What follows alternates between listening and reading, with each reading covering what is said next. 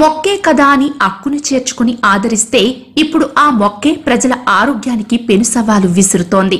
పచ్చదనం కోసం ఏపుగా పెరిగే కోనోకార్పస్ అనే ఈ విదేశీ మొక్కను అనేక దేశాలు నిషేధిస్తే తెలంగాణలో ప్రతిష్టాత్మకంగా చేపట్టిన హరితహారంలో విరివిగా నాటి సంరక్షిస్తుండటంతో ప్రస్తుతం ఈ విదేశీ మొక్కపై తీవ్ర చర్చ జరుగుతోంది.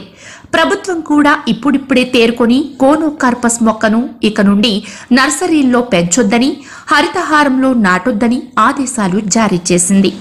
రహదారుల డివైడర్ల మధ్య ఆకర్షణ కోసం పార్కుల్లోనూ ఈ మొక్కలను పెద్ద ఎత్తున నాటారు. మహబూబ్ నగర్ జిల్లా కేంద్రంలోని రూరల్ పోలీస్ స్టేషన్ పక్కనున్న పార్కులోనూ, ప్రభుత్వ జూనియర్ కళాశాల మైదానంలోనూ ఈ మొక్కలు ఏపుగా పెరిగాయి.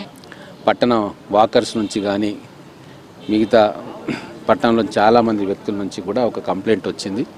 గతంలో ప్రభుత్వాలు నాటిన మోనోకార్పస్ అనే చెట్టు ఊపిరితిత్తులకు సంబంధించిన వ్యాధులను పెంపొందించే లక్షణాలు ఉన్నాయి కాబట్టి వాళ్ళకు శ్వాస రోగాలు వస్తున్నాయని చెప్పి వాళ్ళ అనుమానం ఉంది.